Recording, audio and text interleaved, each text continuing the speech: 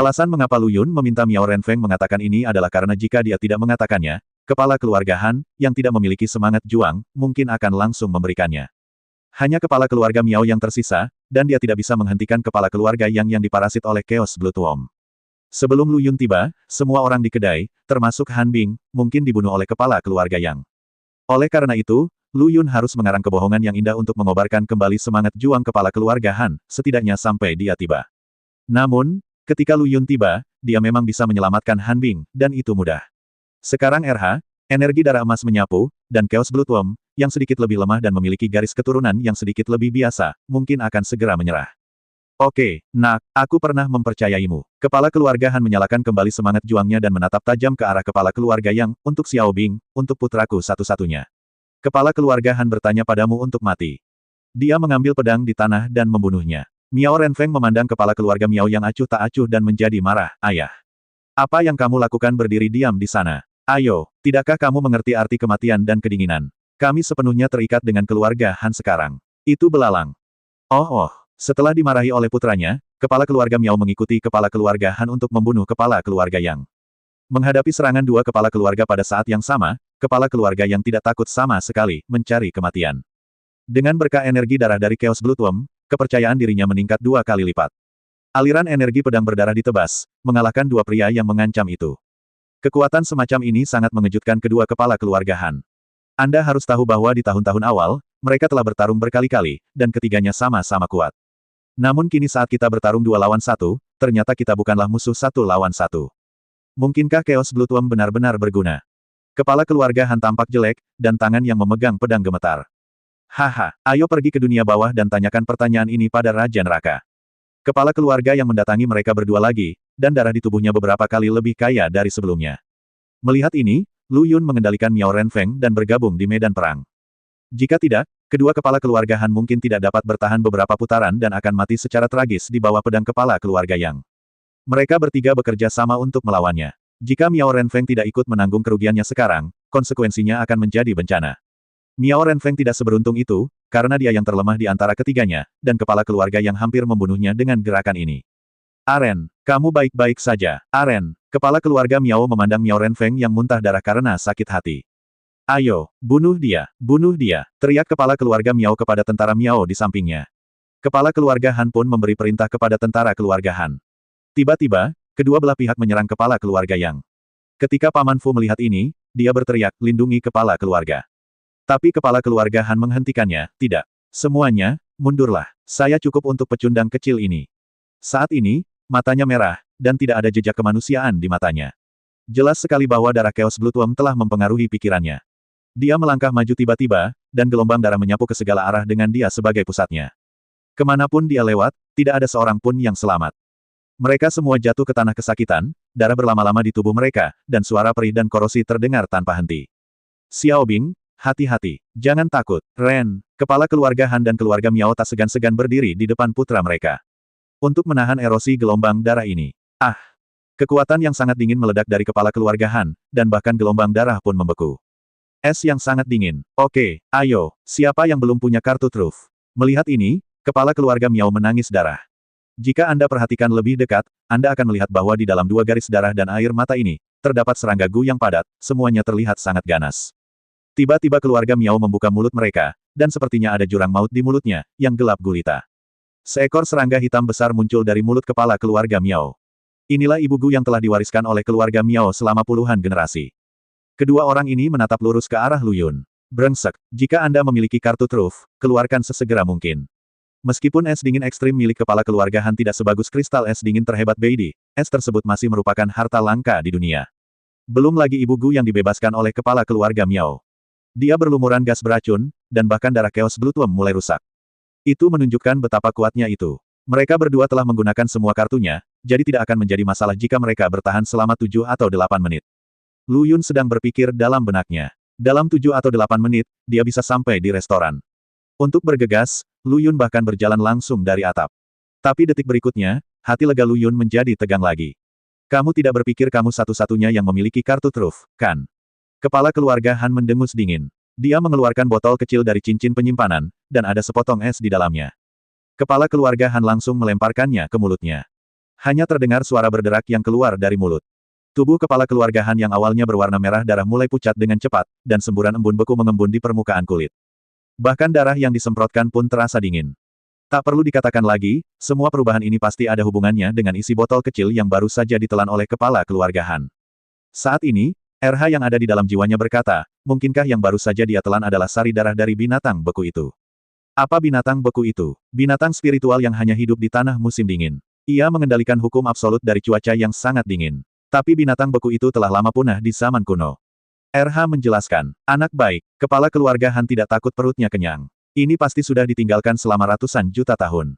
RH, saudaraku, apakah kamu serius? Mari kita hidupkan suasananya. Situasi yang baru saja stabil kembali memburuk. Kepala keluarga Han, diberkati dengan darah dan esensi serta darah binatang beku, mengalahkan kepala keluarga Han, yang memiliki es yang ekstrim, dan kepala keluarga Miao, yang memiliki Ibu Gu. Bahkan dahi Ibu Gu yang ganas pun retak karena kedinginan. Tetap di sini selamanya, teriak kepala keluarga Han. Dengan bayangan ekor perak yang berdarah, ia bergegas menuju kepala keluarga Han. Hati-hati, begitu kepala keluarga Miao keluar dari mulutnya, terdengar bunyi klik, dan kepala keluarga Han jatuh ke tanah dan pecah menjadi es. Tidak mungkin untuk mati lagi. Jangan khawatir, giliranmu selanjutnya.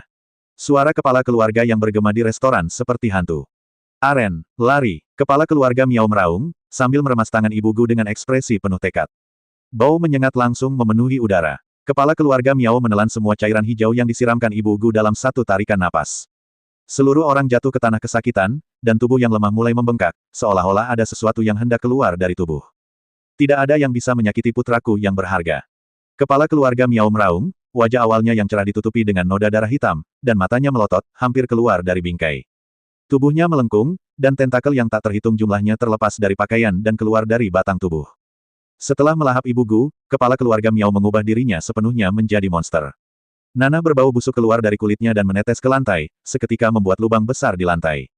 Ayo mati! Kepala keluarga Miao dengan cepat mengembang menjadi bola, seolah-olah perutnya akan meledak dan meledak di detik berikutnya. Itu berguling dan mengenai kepala keluarga Yang. Apa kamu pikir kamu bisa bersaing denganku seperti ini? Konyol sekali. Kepala keluarga yang tersenyum menghina dan menebas dengan pedangnya. Embun beku bercampur darah langsung menghancurkan lingkaran sihir yang digunakan untuk memperkuat restoran. Hanya terdengar suara tabrakan, dan restoran yang merupakan medan pertempuran tiga keluarga besar itu akhirnya roboh karena beban yang berat. Ruang di mana kedai itu berada benar-benar runtuh, menunjukkan kekuatan serangan ini.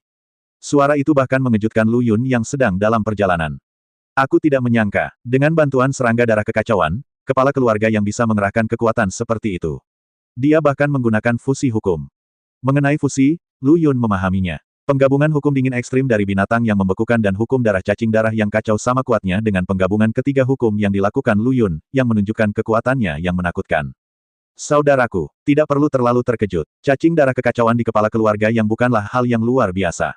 Dan binatang beku ini bahkan lebih luar biasa. Asal mula hukum dingin yang ekstrim di seluruh dunia atas lahir dari binatang beku itu.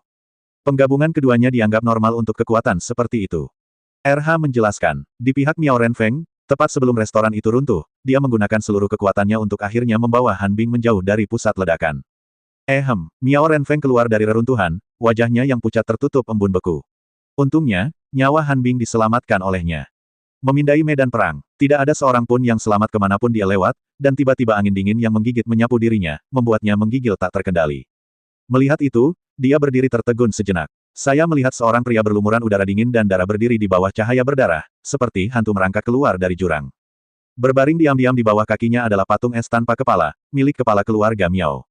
Kepala keluarga Miao yang melahap Ibu Gu masih bukan musuh bagi kepala keluarga Yang. Sekarang giliran kalian berdua. Kepala keluarga yang memandang Miao Renfeng dan Miao Renfeng dengan mata menyala-nyala, matilah aku. Sudah berakhir, kata Miao Renfeng sambil melihat bayangan yang membesar dengan cepat di matanya. Pada saat ini, sebuah suara nyaring terdengar, berhenti. Kemudian sesosok tubuh yang kuat jatuh dan berdiri tepat di depan Miao Renfeng dan yang lainnya. Hanya dengan lambaian telapak tangannya, dia mampu mengusir kepala keluarga yang mengancam. Siapa kamu? Mengapa kamu ingin ikut campur dalam urusan internal ibu kota kekaisaran kita? Miao Renfeng, sebaliknya, membeku di tempat dengan ekspresi terkejut, meskipun dia tidak tahu siapa orang ini. Tapi Lu Yun, yang mengendalikannya, merasakan beberapa aura familiar yang tak dapat dijelaskan pada dirinya, aura pengadilan surgawi kuno dan kun jahat skala darah, serta aura sutra dari pagoda. Hal ini membuat Lu Yun bertanya-tanya, mungkinkah hilangnya perangkat alam atas ada hubungannya dengan orang ini? Dia diam-diam mengumpulkan senjata pembatas, jadi apa tujuannya? Dan Lu Yun belum keluar dari pusaran air besar ini. Kata-kata pengunjung itu membawa Lu Yun ke pusaran air yang lebih besar lagi. Haha, siapa aku? Aku baru pergi 10 atau 20 tahun. Apakah aku sudah melupakan penguasa alam ini? Lu Yun, yang berlari dengan cepat, menjadi kaku dan hampir terjatuh. Faktanya, jumlah informasi hanya dalam 10 detik agak terlalu besar untuk ditangani oleh CPU Lu Yun. Penguasa alam atas yang dia cari-cari. Ayah Seng Sui. Mantan penguasa istana surgawi kuno, penguasa tanah Nanyu, sebenarnya sangat dekat dengannya saat ini. Itu memberi Lu Yun perasaan seperti mimpi. Itu memang penguasa alam atas. KKRH.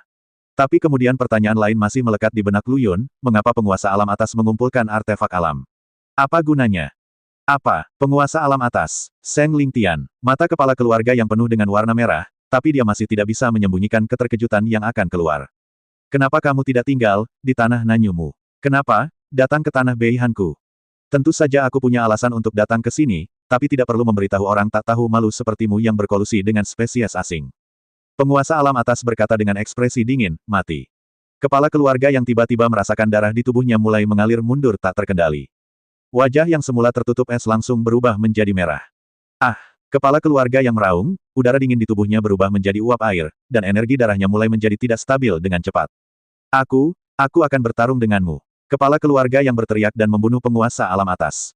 Sebagai tanggapan, Seng Lingtian meletakkan tangannya di belakang punggungnya dan sedikit menyipitkan matanya, tanpa ada niat untuk bergerak. Tapi ketika kepala keluarga yang masih satu langkah dari Seng Lingtian, dia jatuh ke tanah dengan bunyi gedebuk. Seteguk besar darah muncrat dari permukaan kulitnya, tapi tidak ada satupun luka di tubuhnya. Kelihatannya cukup menakutkan. Binatang buas. Masih ingin melarikan diri. Mata Seng Lingtian menyipit dan dia mengarahkan jarinya ke genangan darah. Setetes darah keruh melayang keluar dari genangan darah. Jika diperhatikan lebih teliti, Anda dapat melihat ada cacing darah yang tidak bisa disamakan dengan sampah di dalam tetesan darah tersebut. Mati! Teriak Seng Lingtian. Tetesan darah yang bercampur dengan chaos bloodworms langsung meledak menjadi ketiadaan. Miao Renfeng di belakangnya tertegun sejenak. Tapi Seng Lingtian tidak memperhatikannya, tapi melihat ke satu arah dan berkata, sekarang kamu di sini, muncul saja. Tidak perlu bersembunyi. Lu Yun tampak kaget dan perlahan berjalan keluar dari bayang-bayang di sudut. Dia telah berada di sana selama lebih dari 1 menit, dan alasan mengapa dia tidak muncul adalah karena dia ingin melihat apa yang akan dilakukan mantan pemimpin dunia itu setelah membunuh kepala keluarga Yang. Namun, Lu Yun masih meremehkan Seng Lingtian dan melebih-lebihkan kemampuan rahasianya. Aura di tubuhmu sangat tidak biasa. Seng Lingtian memandang Lu Yun, yang berjalan perlahan, dengan ekspresi tidak ramah di wajahnya. Suasananya agak kaku untuk beberapa saat. Lu Yun merasakan tekanan yang belum pernah terjadi sebelumnya dari orang di depannya, bahkan lebih dari tekanan yang diberikan Beidi padanya saat itu. Apakah kamu berada dalam tubuh dewa atau iblis? Seng Lingtian mengungkapkan detail Lu Yun dalam satu kalimat. Tidak, Lu Yun takut pihak lain akan menyerang secara langsung, jadi dia dengan cepat menjelaskan, bukan itu yang kamu lihat. Aku. Haha, jangan terlalu gugup, nak. Tuan alam ini tidak akan melakukan apapun padamu. Reaksi Seng Lingtian membuat Lu Yun tercengang. Bagaimanapun, stereotip yang mengakar kuat di tulangnya membuat Lu Yun percaya bahwa begitu identitas tubuh dewa dan iblis terungkap, hanya akan ada pengejaran dan serangan tanpa akhir yang menunggunya. Ini adalah pertama kalinya saya melihat seseorang seperti penguasa alam atas, yang mengetahui identitasnya dan memiliki wajah yang ramah. Lu Yun hampir tidak tahan. Jika Realm Master ini mengingatnya dengan benar, namamu pasti Lu Yun. Lu Yun sedikit terkejut, kamu, bagaimana kamu tahu? Haha, orang tua Deng Tuzi itu memberitahu tuan dunia ini. Pernahkah kamu melihat si pengelak lampu? Di mana lelaki tua itu sekarang? Lu Yun bertanya dengan penuh semangat. Pada awalnya, Deng Tuzi terhubung dengan kun iblis skala darah, tetapi Zugesi mengambilnya dengan cara yang tidak diketahui. Sejak itu, Lu Yun tidak lagi bertemu Deng Tuzi. Selain itu, Lu Yun juga menggunakan kesadaran spiritualnya untuk mencari Deng Tuzi, namun dia tidak berada di Beihan. Bukankah dia tinggal di Subruangmu sekarang? Lu Yun. Sangat sedikit orang yang tahu bahwa dia memiliki Flame Mountain Space. Kebanyakan dari mereka adalah kerabat dekatnya. Jangan kaget begitu. Inilah yang dikatakan Deng Tuzi kepadaku, dan penguasa dunia ini juga mengetahui bahwa anakmu bahkan memberikan pohon bodi kuno di kuil Zunbo di Donglai kepada Deng Tuzi. Orang tua itu ada di dunia ini aku sudah lama pamer kepada Tuhan. Seng Lingtian berkata sambil tersenyum. Selama percakapan berikutnya, Lu Yun menyadari bahwa penguasa alam atas tahu banyak tentang dia. Itu semua karena Deng Tuzi telah membantu penguasa alam atas untuk menutup perbatasan negeri angin barat untuk mencegah spesies asing lainnya menyerbu alam atas melalui sana. Kadang-kadang, ketika penguasa alam atas lelah memperbaiki aliran ruang yang bergejolak, dia akan pergi dan mengobrol dengan Deng Tuzi. Dari sini, saya belajar banyak tentang Lu Yun. Tapi Lao Deng itu benar-benar tidak ada di ruang Flame Mountain-ku sekarang. Penguasa alam atas tampak tertegun sejenak, lalu menghela nafas panjang, sepertinya Pak Tua Deng juga dibawa pergi bersama kun jahat skala darah. Lu Yun, apa maksudmu? Diambil oleh siapa? Lu Yun berkata dengan gugup. Ini, aku tidak tahu banyak tentang ini. Kali ini aku datang ke Beihanland hanya untuk memeriksa apakah istana Xuanjing di tangan Beidi masih ada. Sepertinya ini sudah terlambat. Penguasa alam atas kemudian berkata, Nak, apakah pagoda prajna di tanganmu juga hilang? Lu Yun mengangguk, setelah saya bangun dari luka serius, pagoda prajna menghilang di lautan kesadaran spiritual saya. Aduh, penguasa alam atas menggaruk kepalanya dengan bingung, sepertinya usahanya sia-sia lagi. Siapa itu? Mengapa Anda harus mengumpulkan artefak alam pada saat ini? Lu Yun mendengar arti kata-kata Seng Lingtian dan bertanya, apakah kamu juga mengumpulkan artefak dunia? Seng Lingtian tidak menyangkalnya dan mengangguk, Anda juga telah melihat situasi saat ini di alam atas. Itu di ambang kehancuran. Saya telah mencoba untuk memperbaiki celah antara berbagai pelat di alam atas, tetapi setelahnya semuanya, ini adalah solusi sementara daripada solusi permanen. Itu hanya dapat menunda kecepatan kehancuran dunia atas begitu besar sehingga tidak dapat diperbaiki lagi. Apa hubungannya ini dengan koleksi peralatan duniamu? Tidak bisakah kamu memanggil naga dengan mengumpulkan 7 peralatan dunia? Seng Lingtian, tentu saja tidak. Mengumpulkan 6 senjata alam dapat mengaktifkan formasi pamungkas yang ditinggalkan oleh nenek moyang kita di alam atas, memungkinkan alam atas di ambang kehancuran untuk bertahan lebih lama. Bukankah ini masih merupakan metode yang hanya mengatasi gejalanya tetapi tidak mengatasi akar masalahnya? Lu Yun merentangkan tangannya dan berkata, tetapi bahkan dengan metode seperti itu, ada kendala yang tak terbayangkan. Seng Lingtian berkata dengan lemah bahwa meskipun dia adalah penguasa alam atas, dia masih sendirian dan masih terlalu sedikit hal yang bisa dia lakukan. Lu Yun memandang Han Bing yang tidak sadarkan diri di belakang penguasa alam atas, mungkin dia bisa memberitahu kita beberapa berita berguna. Nak, apa maksudmu dengan ini? Sebelum penguasa alam atas selesai berbicara, Lu Yun melihat cahaya perak berkedip di matanya. Apakah ini metode suku roh? Adegan berikutnya yang mengejutkannya muncul. Dari tengah alis Lu Yun, darah emas benar-benar merembes keluar. Mantan garis keturunan bangsawan Chaos Bloodworm. Anak ini punya banyak rahasia. Lu Yun, yang sedang berkonsentrasi menuangkan energi darah emas langsung ke tubuh Han Bing, menghancurkan cacing darah dan cacing gu yang kacau di tubuhnya. Kemudian, sebelum Han Bing dapat memulihkan kesadarannya, Ju Shen mengirim jenderal untuk melindunginya. Tubuh Han Bing bergetar, dan tanda jiwa Lu Yun tercetak di jiwanya. Tanpa ragu-ragu, Lu Yun membuka ingatan Han Bing dan memenuhi harapannya dan menemukan apa yang diinginkannya di dalamnya, meskipun itu hanya saat istana kristal es menghilang. Tapi itu sudah membuat Lu Yun gemetar karena kegirangan. Setidaknya semua kerja keras itu tidak sia-sia. Setelah membekukan gambar itu pada saat itu, Lu Yun terus memindainya, mencoba menemukan gambar atau simbol kunci di dalamnya. Tapi Lu Yun sangat kecewa. Dalam adegan di mana istana kristal es menghilang, kecuali hilangnya istana kristal es yang besar, tidak ada orang lain di layar. Satu-satunya hal yang aneh adalah para pembudidaya abadi di istana kristal es yang dalam tampaknya telah menghilang bersama dengan istana kristal es. Saudaraku, lihat tepi kiri bawah. Suara RH tiba-tiba terdengar. Lu Yun terkejut, dan mengikuti petunjuknya. Pada saat ini, sesosok tubuh melintas melewati Han Bing. Wajahnya tidak terlihat sama sekali, tetapi ada 2 karakter yang tersulam di tangannya. Situ, Lu Yun membacanya tanpa sadar. Situ, apa yang kamu lihat? Seng Lingtian bertanya dengan nada mendesak. Lu Yun memberitahu penguasa alam atas apa yang dilihatnya. Keluarga Situ, kalian benar-benar hebat, kata Seng Lingtian dengan gigi terkatup. Meski suaranya tidak nyaring, namun seperti guntur musim semi, mengaduk-aduk udara. Mengatakan itu, penguasa alam atas hendak pergi dengan marah. Nak, apakah kamu tidak ingin ikut dengan pemimpin dunia ini juga? Lu Yun menggelengkan kepalanya, aku akan pergi. Tapi tidak sekarang, ada hal yang lebih penting yang harus kulakukan saat ini. Aku menghentikanmu karena aku ingin memberitahumu sesuatu. Kamu ingin membicarakan tentang Seng Sue, kan? Seng Lingtian sepertinya telah membaca pikiran Lu Yun dan menjelaskannya. Lu Yun membeku pada awalnya, lalu mengangguk, Seng Sue ada di ruang Flame Mountain-ku sekarang, mungkinkah? Oke, Nak, aku tahu apa yang ingin kamu katakan. Tapi sekarang alam atas berada di ambang kehancuran. Sebagai penguasa alam atas, bagaimana kamu bisa melepaskan beban di pundakmu demi cinta antara anak-anakmu? Jika alam atas dapat bertahan dari krisis ini, tidak akan terlambat bagi Master Alam ini untuk bertemu putrinya. Jika tidak, maka kita akan bertemu di bawah tanah, dan aku akan meminta maaf padanya. Setelah mengatakan itu, penguasa alam atas pergi tanpa menoleh ke belakang. Keluarga Situ, aku, Lu Yun, juga akan segera datang mengunjungimu. Bukan karena pagoda Prajna, tapi karena Ping Lu masih berada di dalam pagoda. Namun sebelum itu, ada hal yang lebih penting yang harus dia lakukan, kembali ke negeri angin barat, taman belakang Lamp Doder.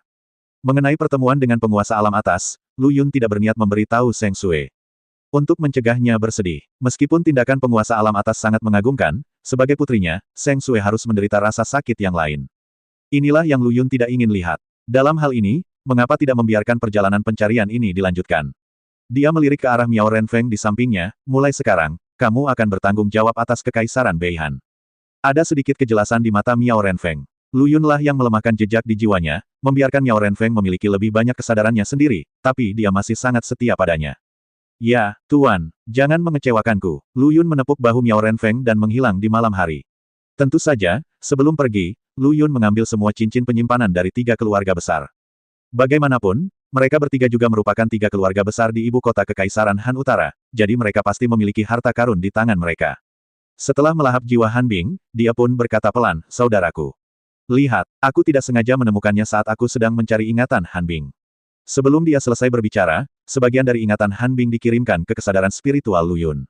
Gambar ini terjadi sebelum istana kristal es menghilang. Seorang pria berpenampilan sangat mempesona menemukan Han Bing. Alasan mengapa dia dikatakan mempesona adalah karena penampilan pria itu tidak terlihat seperti fitur wajah yang seharusnya dimiliki manusia bahkan tidak memikirkannya bersama-sama, tapi kata, situ, yang tersulam di bajunya sudah menjelaskan identitasnya.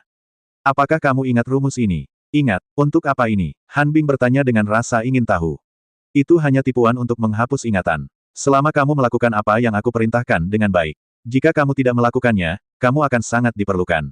Pria mempesona dari keluarga situ berkata dengan mempesona. Suaranya sepertinya memiliki kekuatan sihir.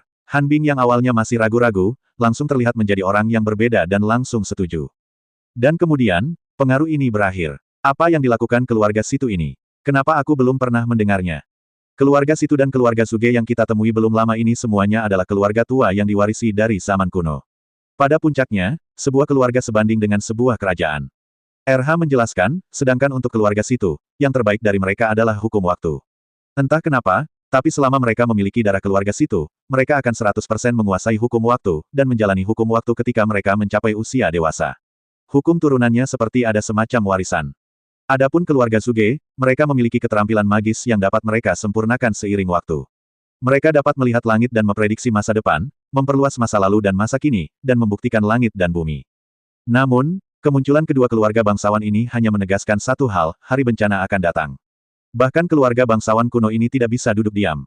Tidak peduli apa yang ingin mereka lakukan. Selama mereka tidak memprovokasi buruh dan manajemen, biarkan mereka melakukan apapun yang mereka inginkan. Jika mereka tidak memiliki pandangan ke depan, maka warisan akan dipotong, pilihan bagi mereka.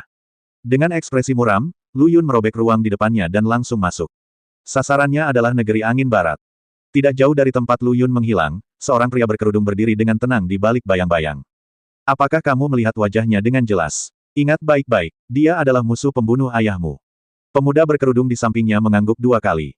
Pulau Zhongzhou, di dalam kuil Zhengyang. Pemimpin aula sedang duduk di kursi tinggi dengan ekspresi muram, sementara para penatua dan diaken di bawahnya menjadi berantakan. Kali ini, kaum radikal dan konservatif berada dalam kesatuan yang tak tertandingi, berniat memobilisasi seluruh istana untuk mengalahkan tubuh dewa dan iblis, serta membalaskan dendam kedua tetua, Babon Api dan Kera Api. Tapi tanpa Babon Api dan Kera Api, faksi konservatif dan faksi radikal akan kacau balau. Bagaimana mungkin penguasa istana masih membiarkan mereka mengendalikan mereka? Harap diam, Tuan Istana ini. Saya tahu Anda dipenuhi dengan kemarahan, tetapi hilangnya begitu banyak kemampuan tempur kelas atas juga merupakan pukulan besar bagi istana kami. Hall Master, mungkinkah kematian sesepuh agung baru saja diselesaikan? Benar, tidak bisakah tetua kedua dan yang lainnya mati sia-sia tanpa mengeluh? Penonton sekali lagi menjadi berantakan. Tutup mulutku, guru. Dengarkan apa yang aku katakan. Sesepuh dan murid secara alami akan membalas dendam. Tapi tidak perlu terburu-buru untuk saat ini. Penguasa kuil Zhengyang memulai strategi penundaannya. Dia berbicara tanpa henti, tentang emosi dan alasan, dan banyak bicara, tetapi dia dapat menyimpulkannya dalam satu kalimat, balas dendam harus dibalas, tetapi tidak sekarang. Adapun kapan, harus ditentukan. Baik kelompok konservatif maupun radikal tidak puas dengan hasil ini, namun mereka tidak bisa berbuat apa-apa. Tanpa pemimpin, mereka punya tujuan yang sama, tapi titik tolaknya masih berbeda, dan masih banyak perbedaan pendapat di dalam fraksi. Mereka hanya mementingkan diri sendiri, itu saja. Itu tidak bisa mencapai tujuan untuk memberikan tekanan pada Tuan Istana, apalagi mempengaruhi keputusan Tuan Istana. Perang salib melawan Lu Yun berakhir pada saat ini. Dan inilah yang ingin dilihat oleh kuil Zhengyang. Yang paling dia butuhkan sekarang adalah waktu. Selama ada cukup waktu, dia bisa memecah belah kaum radikal dan konservatif sedikit demi sedikit dan menjadi kekuatannya sendiri. Namun ada keadaan yang tidak terduga, dan kemalangan menimpa manusia. Wajar jika hidup tidak sesuai ekspektasi. Kedatangan tamu tak diundang secara langsung mengganggu rencana penguasa kuil Zhengyang. Di dalam kuil Zonbo di Donglaiji, mata Zikong bersinar ketika dia melihat kitab suci yang digosok oleh kedua muridnya di kuil Zhengyang. Jadi, Buddha masih bisa seperti ini. Sepertinya ajaran Buddha yang kita praktikkan sudah menyimpang sejak awal. Amitabha, Zikong mengatupkan kedua tangannya dan meletakkannya di udara. Cahaya keemasan memenuhi matanya dari telapak kaki hingga seluruh tubuhnya. Melihat pemandangan ini, Wu Jie berlutut sambil melontarkan dan meratap, "Tuan, telah meninggal." Tanpa diduga, begitu dia mengucapkan kata-kata ini, kepalanya dipukul dengan keras. Beberapa orang berkata, guru telah melarikan diri ke alam baru agama Buddha. Xuan Wu mengatupkan kedua tangannya dan berkata dengan saleh. Sayang sekali, jika kita bisa membawa relik Buddha generasi pertama, kita pasti bisa membawa guru Zikong ke tingkat yang lebih tinggi. Tiandao sepertinya telah mendengar doa Xuan Wu, hanya mendengar suara gertakan. Wu Ji yang baru saja berdiri kembali terjatuh ke tanah. Pukulan ini membuat kepalanya berdengung. Tuan, saya mengerti kesalahan saya. Anda tidak perlu mengalahkan saya. Aduh, sakit. Wu Ji menyentuh kepalanya yang tidak berambut dan mengeluh. Guruku tidak memukulmu. Tidak, bagaimana mungkin? Wu Ji membuka matanya dan melihat relik seukuran kepalan tangan tergeletak diam di samping matanya. Generasi pertama, Buddha generasi pertama, peninggalan. Fiuh, kembali, Lu Yun melihat nyanyian burung yang familiar dan aroma bunga, dan menghela nafas dalam hatinya. Tanpa berlama-lama di luar, ia langsung menuju taman belakang Deng Douzi. Tidak ada yang berubah sejak sebelum dia pergi. Lautan bunga berwarna-warni semuanya berubah menjadi merah menyilaukan, dan ada sepasang bunga tumbuh di petak bunga yang belum pernah dilihat Lu Yun ketika dia pergi, bunga pantai seberang. Meski bunganya masih mempesona, namun keindahannya belum terlihat. Jantung Lu Yun berdebar kencang, seolah-olah ada yang menahan nasibnya. Dia berlari sekuat tenaga di lautan darah yang dibentuk oleh bunga merah, mencari sosok cantik yang familiar itu. Tapi lautan bunga yang sangat besar itu begitu kecil. Hanya dalam sekejap, Lu Yun berjalan di setiap sudut, tapi tidak melihat sosok yang dikenalnya itu. Yaner, Yaner, dari mana saja kamu? Yaner. Lu Yun berdiri di tengah lautan bunga dan berteriak. Pada saat ini, dia bukan lagi dewa iblis yang menginjakan kakinya di dunia, bersaing dengan langit, bintang di atas kepalanya, dan kepala petir dari ribuan dewa. Sebaliknya, dia adalah iblis yang telah kehilangan wanita yang dicintainya. Keputusasaan yang melonjak mencekiknya, dan kemarahan yang mengerikan membuatnya gila. Gelombang energi iblis meluap dari tubuhnya tak terkendali, dan lautan bunga di sekitarnya mulai layu dan layu di area yang luas. Saat ini, beberapa sosok muncul dengan cepat. Lu Yun samar-samar mendengar seseorang memanggil namanya, yang menenangkan perasaannya yang hampir kehilangan kendali. Saudara Lu, ada apa denganmu, saudara Lu? Tuan Kaisar Iblis. Tenang, tenang. Suara keprihatinan yang tak terhitung jumlahnya menarik Lu Yun keluar dari rawa. Ada sosok familiar di depan Anda, Dragon Cannon. Penjahit Wu, Sun Lai, Chu Yun dan tikus perisai. Semua orang memandang Lu Yun dengan prihatin. Saudara Lu, apa yang kamu lakukan? Lu Yun meraih pakaian Long Dapao dan bertanya dengan mendesak, Saudara Dapao. Pernahkah kamu melihat Yaner? Ada di lautan bunga ini. Long Dapao menggelengkan kepalanya, tidak. Bukankah Liu Yaner dan yang lainnya bersama mereka di dunia roh? Kenapa mereka bisa berada di dunia atas? Saudara Lu, ada apa denganmu? Long Dapao tampak bingung. Kapan mereka berlima pernah melihat Lu Yun dalam keadaan seperti itu? Terutama Chu Yun dan tikus perisai, mereka bahkan tidak tahu siapa Yaner yang ada di mulut Lu Yun. Ketika Lu Yun mendengar ini, dia sepertinya telah kehilangan jiwanya. Jika bukan karena kemampuan akting Long Dapao, dia mungkin akan mundur. Saudara Lu, apa yang kamu lakukan? RH, yang sedang dalam keadaan sadar, juga menghibur Lu Yun Lai, saudaraku. Pasti ada alasan mengapa adik iparnya pergi. Begitu kata-kata ini keluar, tidak ada efek menghiburnya, malah membuat Lu Yun semakin patah hati. RH, ini bukan kenyamanan. Ini jelas menggosokkan garam ke lukanya. Lu Yun tidak menangis ketika dia menderita gigitan bencana, dia tidak menangis ketika dia disiksa oleh penyiksaan yang tidak manusiawi di ruang bawah tanah iblis, dia masih tidak menangis ketika dia dipukuli hingga hanya kepalanya yang tersisa, dia hampir dipukuli oleh ribuan orang. Qian Nun membawanya pulang untuk berdiskusi tentang ilmu pedang, tapi Lu Yun masih tidak menangis. Tapi sekarang Lu Yun menangis seperti anak kecil. Seorang pria tidak mudah menitikkan air mata, tetapi dia belum mencapai titik sedih. Long Dapao dan yang lainnya, yang masih bertanya pada Lu Yun apa yang terjadi, dengan sadar menutup mulut mereka. Hanya tikus perisai, pria bebal ini, kakak Lu. Pria yang ingin menikah dengan suaminya tidak akan mudah menitikkan air mata. Pot manapun yang dimilikinya sudah tidak dapat disebutkan lagi. Saat itu, tendangan lingkaran Chu Yun dan penjahit Wu hancur. Dan ketika air mata Lu Yun mengalir di pipinya dan jatuh ke tanah, sebatang rumput kecil pecah dari tanah dan tumbuh menjadi bunga-bunga kecil karena air mata Lu Yun. Saat bunga kecil ini mekar, terdengar suara yang menghantui Lu Yun kecil. Lu Yun, yang masih terlihat sedih, gemetar, memandangi bunga kecil itu, dan berteriak dengan gemetar, kedua. Adik kedua. Suara ini milik Lin Qingtan. Saat ini, langit yang semula kelabu tertutup awan gelap. Petir menyambar di awan gelap, dan guntur bergemuruh di langit. Xiao Luyun, jangan khawatir, Yaner dijemput olehku. Lukanya terlalu serius dan sangat terancam. Dia tidak bisa pulih sendiri. Jadi Xiao Luyun, jangan khawatir tentang Yaner, jaga dirimu. Kita akan bertemu lagi setelah aku menyembuhkan luka Yaner. Adik kedua, sebelum Luyun bisa mendekati bunga kecil itu, bunga itu dengan cepat menyusut. Luyun sedikit kecewa, tapi untungnya dia tahu Liu Yaner baik-baik saja, yang membuatnya merasa jauh lebih nyaman. Ledakan. Dari langit, petir jatuh, mendekati Luyun. Keluar dari sini. Raungan keluar, dan guntur ilahi yang turun langsung dimusnahkan sebagai tanggapannya, dan awan gelap yang menutupi langit juga menghilang dalam sekejap. Ketika Long Dapao dan yang lainnya melihat pemandangan ini, mereka semua diam-diam menelan air liur mereka. Kekuatan macam apa ini? Mereka bisa menakuti malapetaka hanya dengan teriakan keras. Luyun menjadi lebih kuat lagi. Ini adalah pemikiran umum di antara mereka berlima. Luyun perlahan berdiri dan menatap langit kelabu, cepat atau lambat aku akan menghancurkan langit ini. Satu kalimat hampir membuat takut penjahit Wu dan yang lainnya hingga lumpuh hingga jatuh ke tanah. Jika itu orang lain, mereka pasti akan menganggap pria itu gila. Tetapi jika orang ini adalah Luyun, maka sangat mungkin dia melakukannya. Karena begitu banyak keajaiban yang terjadi pada dirinya, terlalu banyak untuk dihitung, begitu banyak sehingga orang-orang di sekitarnya merasa bahwa setiap perkataan yang diucapkannya adalah ramalan yang akan menjadi kenyataan suatu saat nanti. Setelah menenangkan diri, Luyun membentuk segel dengan jari-jarinya dan melepaskan semua orang di ruang Flame Mountain. Terhubung dengan tiga bersaudara di kota Tianqi, kekuatan mereka kini telah mencapai kesempurnaan alam abadi surgawi, dan mereka hanya selangkah lagi untuk mencapai alam abadi emas Daluo. Dan mereka baru dipenjara di dunia Flame Mountain oleh Luyun selama lebih dari setahun. Ini adalah ketinggian yang belum bisa mereka capai selama ribuan tahun. Kini kembali ke negeri Nanyu, ketiganya akan langsung menduduki peringkat teratas. Orang-orang yang baru saja diteleportasi masih sedikit bingung. Namun, ketika Long Ying dan Seng Sui melihat Long Dapao dan yang lainnya, suasananya menjadi lebih hidup. Long Dapao dan Long Ying berpelukan erat. Suasananya bisa dibilang cukup hangat. Pesta api unggun yang meriah dimulai. Semua orang berbicara dan tertawa, sangat bahagia, dan banyak minum, sangat bahagia.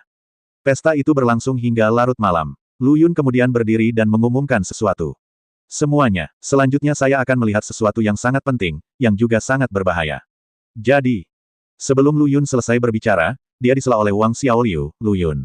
Apakah menurutmu kehadiran kami menghambatmu? Luyun menggelengkan kepalanya dan berkata dengan sungguh-sungguh, karena kalian semua adalah orang-orang yang paling aku sayangi, dan aku tidak ingin kamu mengambil risiko bersamaku. Suasana semula yang semarak menghilang, dan keheningan menjadi tirai penutup makan malam ini.